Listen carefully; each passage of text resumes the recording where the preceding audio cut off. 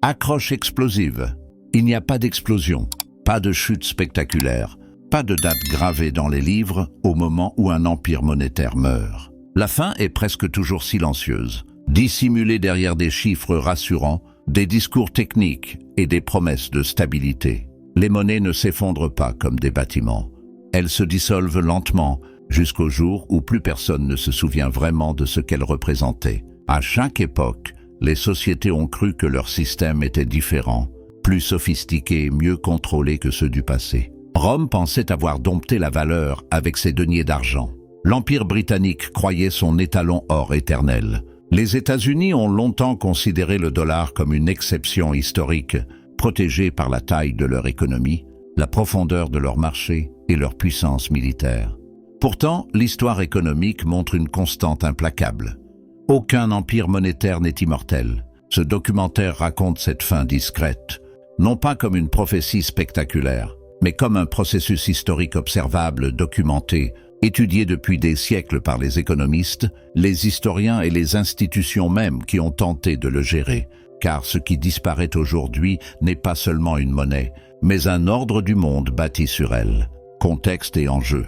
Si cette question devient centrale aujourd'hui, ce n'est pas par hasard. La dette mondiale atteint des niveaux sans précédent historiques en temps de paix. Les banques centrales ont redéfini leur rôle, et les tensions géopolitiques remettent en cause des équilibres monétaires que l'on croyait figés depuis la fin de la Seconde Guerre mondiale. Le FMI, la Banque des règlements internationaux, et les banques centrales elles-mêmes reconnaissent désormais que le système monétaire international est entré dans une phase d'instabilité structurelle. Derrière les graphiques et les communiqués, un phénomène plus profond se joue. La perte progressive de confiance dans les instruments monétaires comme fondement de l'ordre économique global. La monnaie n'est pas seulement un moyen d'échange. C'est une promesse collective, un contrat implicite entre les États, les institutions et les citoyens. Lorsque cette promesse commence à se fissurer, ce sont les fondations politiques et sociales des empires qui vacillent. Comprendre la fin silencieuse des empires monétaires, c'est donc comprendre pourquoi les grandes puissances ne s'effondrent pas toujours par la guerre, mais souvent par la gestion de leur propre système financier. Retour en arrière historique. L'histoire offre des précédents clairs. Dans la Rome antique, la dégradation progressive du denier, documentée par les archives et l'analyse métallurgique moderne, révèle une stratégie récurrente.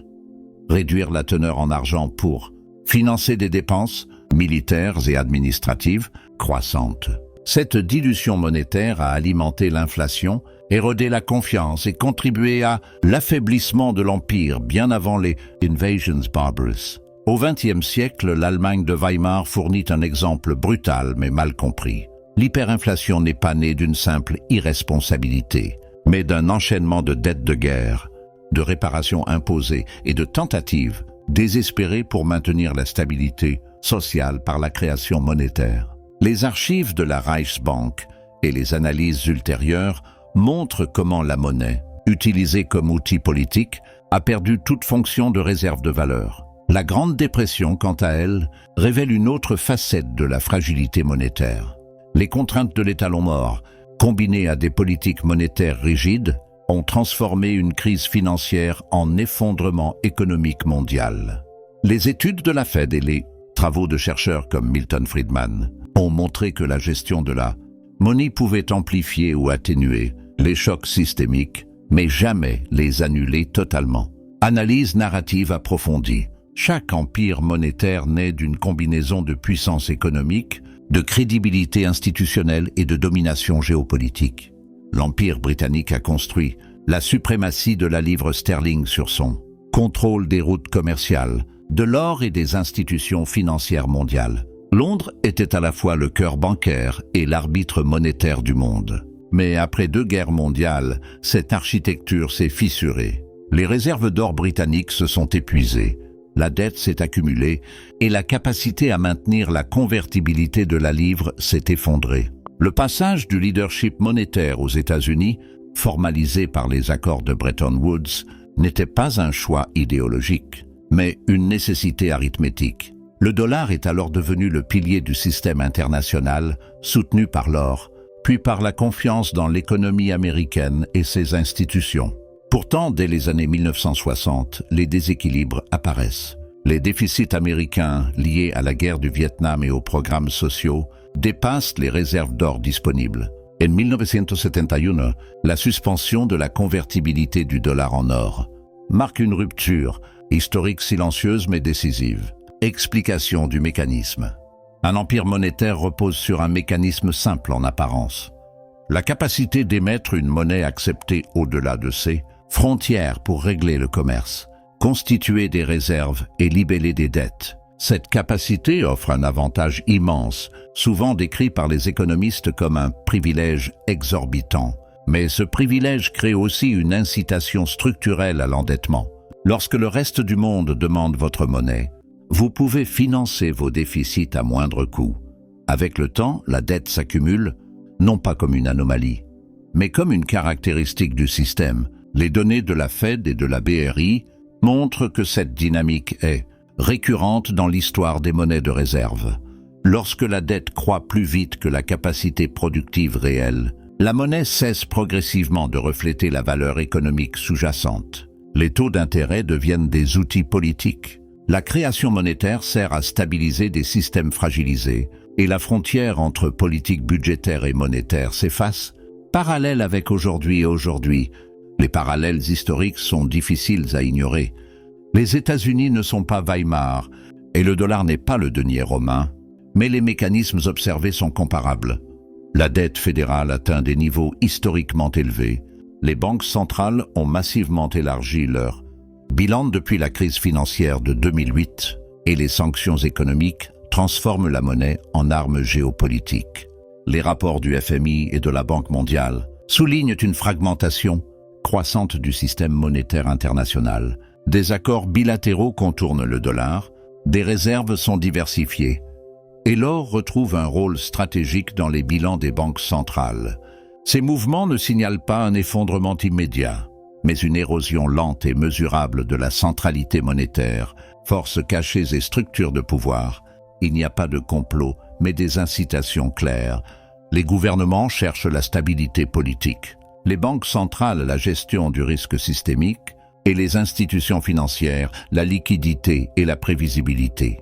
Chacun agit rationnellement dans son cadre, mais l'ensemble produit une dynamique qui dépasse les intentions individuelles. La Banque des règlements internationaux, souvent décrite comme la banque centrale des banques centrales, analyse depuis des décennies ces déséquilibres structurels. Ces rapports annuels mettent en garde contre les cycles de crédit excessifs, l'endettement prolongé et la dépendance à des politiques monétaires accommodantes. Pourtant, les solutions proposées restent limitées par les contraintes politiques et sociales. Les élites économiques ne contrôlent pas le système autant qu'elles y sont enfermées. La monnaie impériale devient un outil trop grand pour être abandonné, mais trop fragile pour être réformé radicalement sans coût immense. Phase d'accélération.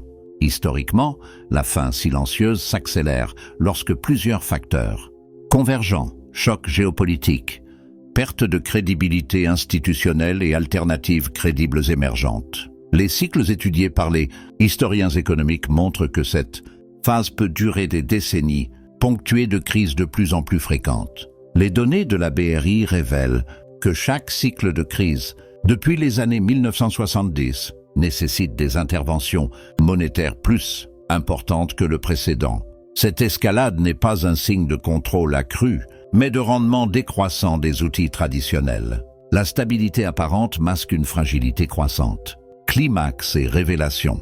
La grande vérité, rarement formulée clairement, est que les empires monétaires ne meurent pas parce qu'ils échouent soudainement, mais parce qu'ils réussissent trop longtemps à repousser les conséquences de leurs propres mécanismes. La monnaie de réserve n'est pas une récompense éternelle, mais une phase dans un cycle historique. Ce qui se termine aujourd'hui n'est pas le commerce mondial ni la finance, mais l'illusion qu'un seul système monétaire peut porter indéfiniment le poids d'un ordre géopolitique entier sans se transformer.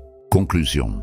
La fin silencieuse des empires monétaires n'est pas une catastrophe instantanée, mais une transition historique. Ceux qui l'ont comprise dans le passé ne l'ont pas empêché. mais ils ont su s'y adapter. L'histoire ne répète jamais exactement les mêmes scénarios, mais elle rime avec une constance troublante. Comprendre ces cycles, c'est refuser le mythe de l'exception permanente et accepter que la monnaie, comme les empires, est un outil humain soumis aux limites humaines. Ce n'est pas la fin de l'histoire économique, mais la fin d'un chapitre dont l'encre s'efface lentement sous nos yeux. De rythme, souvent sans prévenir, et c'est précisément dans cette absence de rupture nette que se cache la difficulté à comprendre ce qui est en train de se produire. Prolongement du récit. Après la fin apparente, lorsque les historiens du futur analyseront cette période, ils ne parleront probablement pas d'un effondrement, au sens spectaculaire, mais d'un glissement.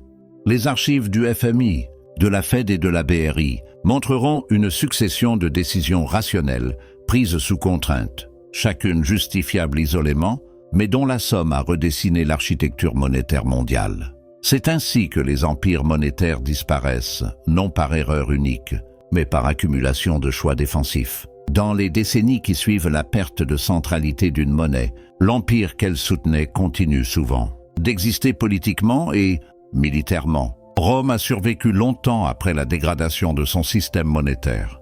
Le Royaume-Uni est resté une puissance diplomatique majeure bien après le déclin de la livre sterling.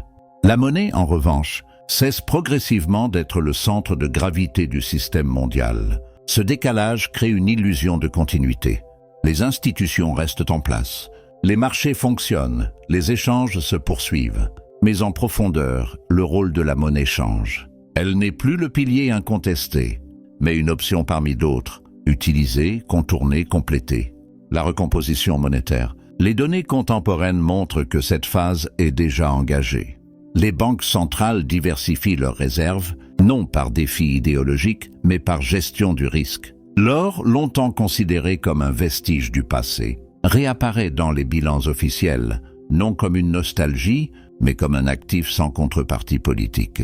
Les accords commerciaux bilatéraux réduisent l'usage systématique de la monnaie dominante, non pour la remplacer immédiatement, mais pour limiter la dépendance. Historiquement, cette recomposition ne produit pas un nouveau centre unique dans l'immédiat. Après la livre sterling, le dollar a mis plusieurs décennies à s'imposer pleinement. Entre-temps, le système a traversé des périodes d'instabilité, de contrôle de capitaux et de réajustements douloureux.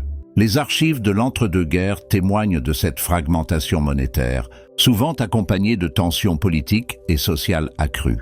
Ce que l'histoire suggère, ce n'est pas l'émergence rapide d'un successeur clair, mais une phase prolongée de pluralité monétaire. Plusieurs devises, plusieurs systèmes de règlement, plusieurs sphères d'influence coexistent, parfois en coopération, souvent en compétition. Le rôle de la dette dans la transition. La dette joue un rôle central dans cette transformation. Les empires monétaires finissants ne peuvent pas simplement arrêter le système existant sans provoquer un choc massif. La dette accumulée lie le présent au passé, transformant chaque décision en arbitrage entre stabilité immédiate et viabilité à long terme. Les études de la Banque mondiale montrent que les périodes de transition monétaire sont souvent marquées par une gestion active de l'inflation, parfois tolérée, parfois encouragée, comme mécanisme implicite de rééquilibrage. L'inflation devient alors moins un accident qu'un outil politique discret, permettant de réduire le poids réel des dettes sans restructuration explicite. Ce processus, documenté après la Seconde Guerre mondiale dans de nombreux pays développés, est rarement présenté comme tel au public. Il s'inscrit dans des politiques techniques, des ajustements de taux, des changements de cadre réglementaire. Là encore, la fin reste silencieuse. Conséquences géopolitiques. Sur le plan géopolitique, la perte de centralité monétaire modifie les rapports de force. La capacité à imposer des sanctions financières, à financer des déficits extérieurs ou à exporter de l'inflation se réduit progressivement. Les alliances se redéfinissent autour d'intérêts économiques plus fragmentés. Les analyses stratégiques de la RAND et d'autres instituts montrent que ces périodes de transition augmentent l'incertitude stratégique. Les États testent les limites du système, explorent des alternatives, parfois de manière opportuniste.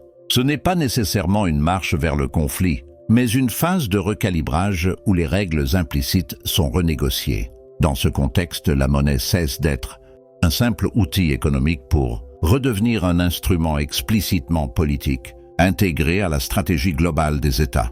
Ce que l'histoire enseigne réellement, l'enseignement le plus important de l'histoire des empires monétaires n'est pas que leur fin est inévitable, mais que leur transformation est toujours plus lente que ce que l'on imagine et plus profonde que ce que l'on admet. Ceux qui attendent un signal clair, un événement unique, passent souvent à côté de l'essentiel.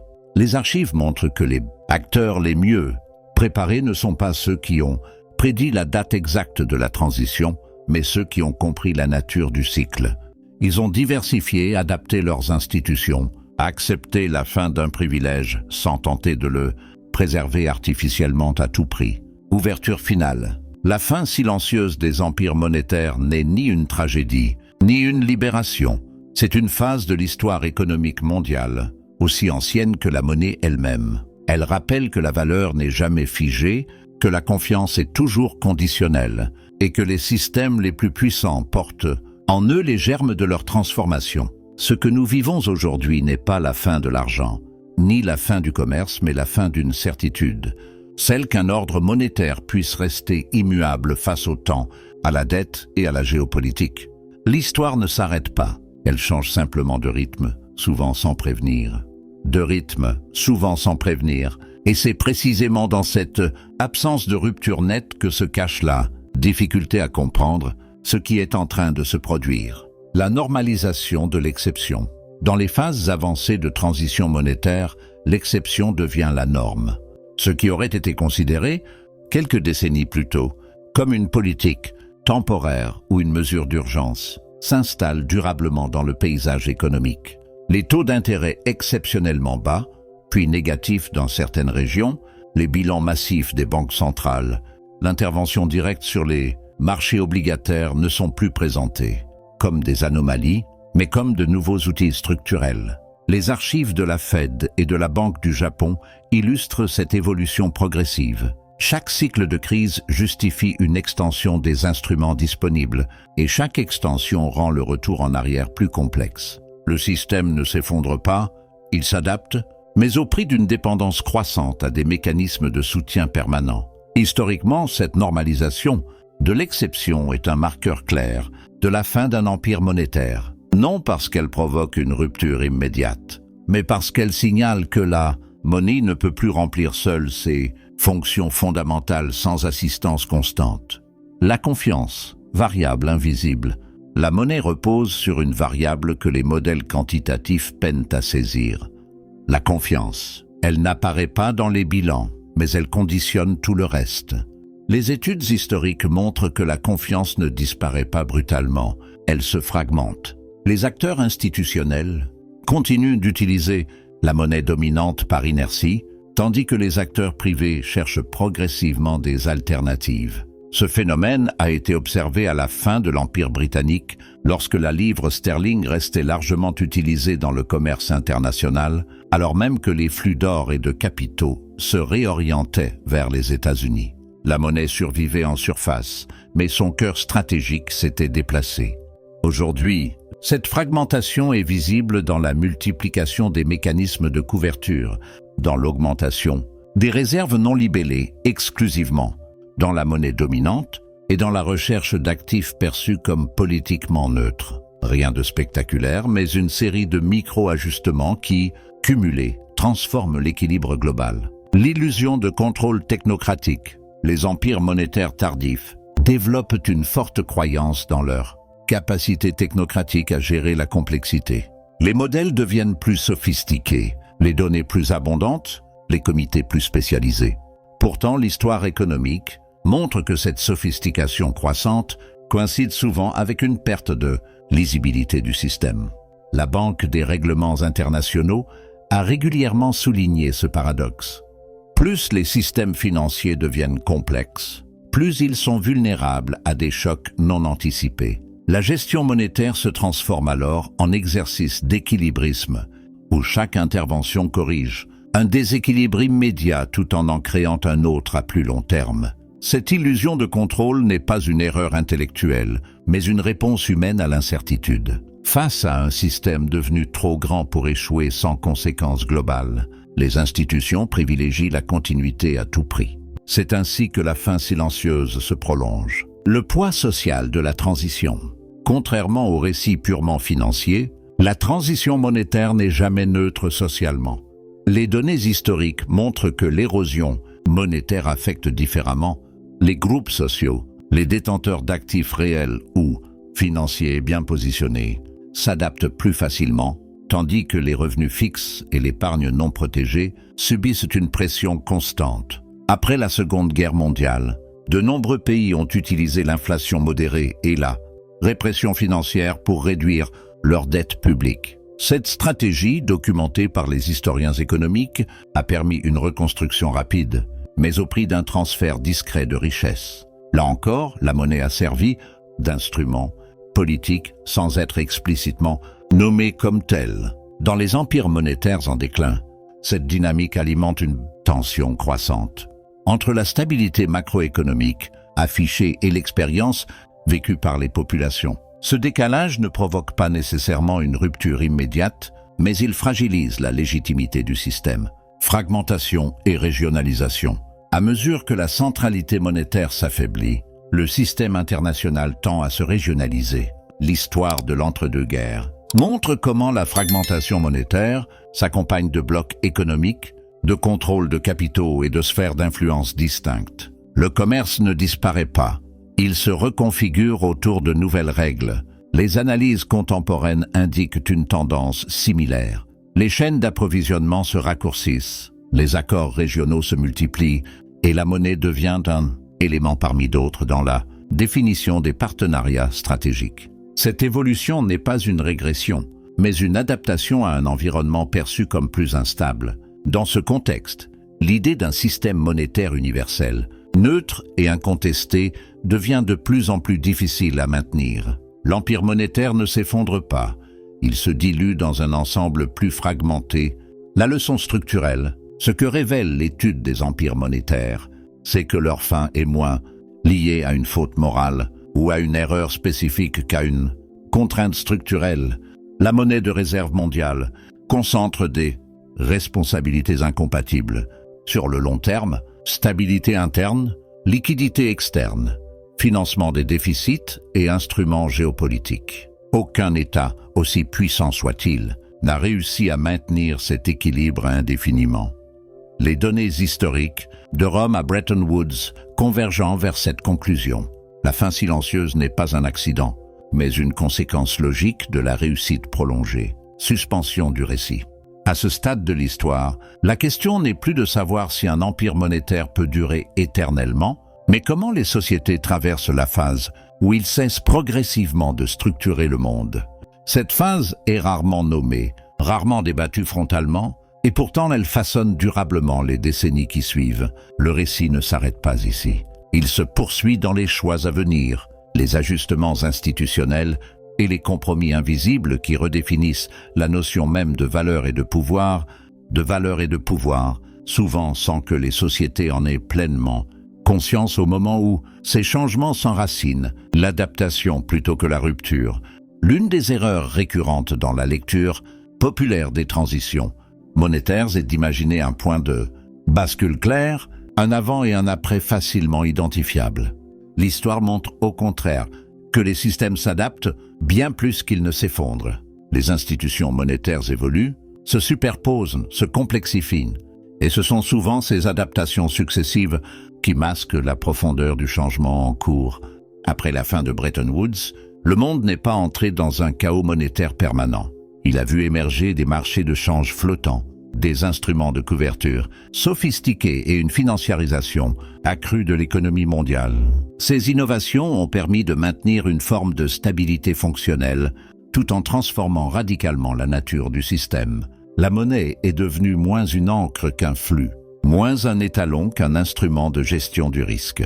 Ce processus d'adaptation est typique des empires monétaires en phase tardive. Chaque réforme vise à préserver la continuité, mais contribue à éloigner le système de ses fondations initiales. À terme, la monnaie qui structurait l'empire ne disparaît pas, elle change de rôle. La financiarisation comme symptôme, La montée en puissance de la finance n'est pas un phénomène isolé, mais un symptôme récurrent de la fin silencieuse des empires monétaires. Lorsque la croissance réelle ralentit et que la dette augmente, les rendements se déplacent vers les sphères financières.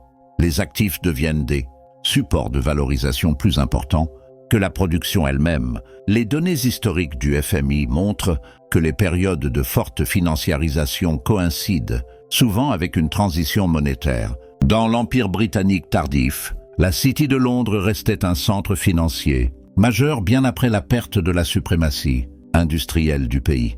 De même, les États-Unis ont vu leur secteur financier croître de manière disproportionnée par rapport à l'économie réelle depuis les années 1980. Cette évolution n'est pas nécessairement le résultat d'une stratégie consciente, mais d'un rééquilibrage spontané des incitations. La monnaie impériale attire les capitaux, la finance les recycle, et l'économie réelle s'adapte tant bien que mal à ce nouvel environnement.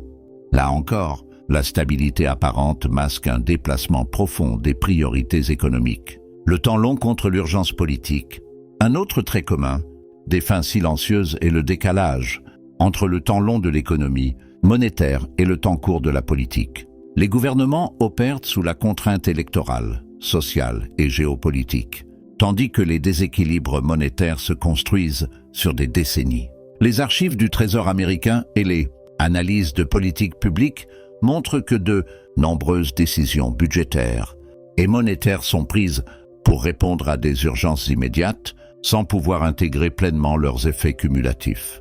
La dette, dans ce contexte, devient un outil de l'annonce politique autant qu'un instrument économique. Historiquement, ce décalage favorise la prolongation artificielle des systèmes existants. Les coûts de la transition sont repoussés, fragmentés, dilués dans le temps. La fin n'est jamais assumée comme telle, elle est simplement reportée. La perception externe du déclin, un aspect souvent sous-estimé, est la différence entre la perception interne et externe d'un empire monétaire en déclin. À l'intérieur, la continuité domine le discours officiel. À l'extérieur, les acteurs internationaux évaluent le système avec une froideur stratégique. Les documents diplomatiques et économiques du XXe siècle montrent que la perte de confiance commence souvent hors des frontières. Ce sont les créanciers, les partenaires commerciaux et les banques centrales étrangères qui ajustent en premier leur comportement. Ces ajustements sont progressifs, prudents, rarement annoncés publiquement. Ce décalage de perception explique pourquoi la fin silencieuse surprend toujours ceux qui la vivent de l'intérieur. Lorsque le changement devient visible, il est souvent déjà bien avancé. La monnaie comme reflet du pouvoir réel. Au cœur de cette transition se trouve une vérité simple, mais inconfortable. La monnaie ne crée pas le pouvoir, elle le reflète. Tant que la puissance économique, technologique et géopolitique soutient l'empire monétaire, la monnaie conserve sa centralité. Lorsque ces fondations se transforment, la monnaie suit inévitablement. Les études géopolitiques montrent que les transitions monétaires accompagnent presque toujours des recompositions plus larges du pouvoir mondial. Le passage de la livre au dollar a reflété le déplacement du centre de gravité économique de l'Europe vers les États-Unis. Les transformations actuelles s'inscrivent dans une dynamique multipolaire plus complexe, sans successeur unique évident. Cette absence de successeur clair est précisément ce qui prolonge la phase de transition. Tant qu'aucune alternative ne s'impose, le système existant continue de fonctionner, même affaibli, vers un nouvel équilibre instable. L'histoire suggère que la fin silencieuse des empires monétaires débouche rarement sur un nouvel ordre, parfaitement stable. Elle ouvre plutôt une période d'équilibre instable, marquée par des ajustements fréquents, des crises localisées et des innovations institutionnelles. Les accords monétaires régionaux, les mécanismes de compensation alternatifs et les nouvelles formes de coopération financière sont autant de tentatives pour gérer cette instabilité. Certaines échoueront, d'autres s'imposeront progressivement. Ce processus est long, souvent chaotique, mais profondément structurant. Ce qui importe, ce n'est pas de prédire l'issue exacte, mais de comprendre la logique du mouvement. La monnaie dominante ne disparaît pas. Elle cesse d'être le centre unique autour duquel tout s'organise. Approche finale du récit. À mesure que l'on prend du recul, La fin silencieuse des empires monétaires apparaît moins comme un drame que comme une transition civilisationnelle. Chaque époque réinvente ses instruments de valeur en fonction de ses contraintes et de ses ambitions. La monnaie n'échappe pas à cette règle. Ce que l'histoire nous apprend, ce n'est pas à craindre la fin d'un empire monétaire, mais à reconnaître les signes de sa transformation. Ceux-ci sont rarement spectaculaires, mais toujours cohérents pour qui accepte de les observer sur le temps long. Le récit touche ici à son dernier mouvement, là où la compréhension du passé éclaire les choix du présent, sans jamais les déterminer entièrement.